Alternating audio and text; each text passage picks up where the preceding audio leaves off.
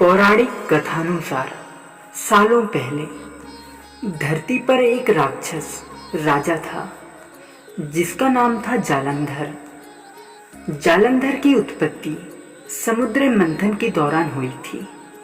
वह सभी देवताओं को हराकर स्वर्ग पर अधिकार करना चाहता था। जालंधर की शादी वृंदा से हुई थी, जो भगवान विष्णु जी की बहुत बड़ी भक्त थी।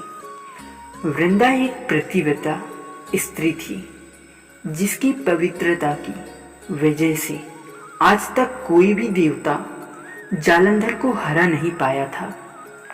जालंधर के बढ़ते कहर की वजह से सभी देवताओं ने भगवान विष्णु जी से सहायता मांगी। स्वर्गलोक को बचाने के लिए और जालंधर का वध करने के लिए भगवान विष्णु जी ने एक योजना बनाई। वे एक ब्राह्मण का वेश धारण करके वृंदा के पास गए। अपनी माया जाल से उन्होंने 2 वानर प्रकट किए। एक वानर के हाथ में जालंधर का सिर था और दूसरे के हाथ में धड़ था। अपने पति की इस अवस्था में देखकर वृंदा बेहोश हो गई। थोड़ी देर बाद जब उसे होश आया तो वो ब्राह्मण से उसके पति को जीवित करने की प्रार्थना करने लगी।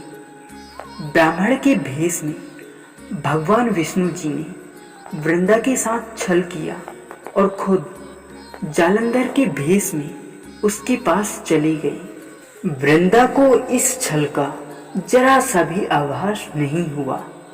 वह उनके साथ पतिव्रता का व्यवहार करने लगी, जिससे उसका सतीत्व भंग हो गया। जैसे ही वृंदा की पवित्रता भंग हुई, वैसे ही उसका पति जालंधर युद्ध में हार गया और मारा गया। वृंदा को जब इस छल के बारे में पता चला तो उसने भगवान विष्णु जी को शीला होने का श्राप दिया और खुद अपने पति के साथ सती हो गई। कहते हैं जहाँ पर वृंदा भस्म हुई वहाँ तुलसी का एक पौधा उगा। वृंदा का पति प्रेम देखकर भगवान विष्णु जी प्रभावित हुए।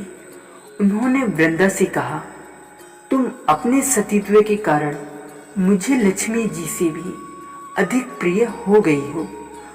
आज के बाद तुलसी के रूप में तुम हमेशा मेरे साथ रहोगी। भविष्य में जो मनुष्य मेरे शालिग्राम रूप के साथ तुलसी का विवाह करेगा, उसे इस लोक और परलोक में विपुल यश प्राप्त होगा।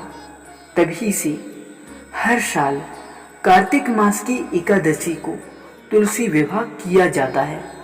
कहते हैं कि इस दिन पूजा के समय यह व्रत कथा सुनना बहुत पुण्यदायी माना जाता है।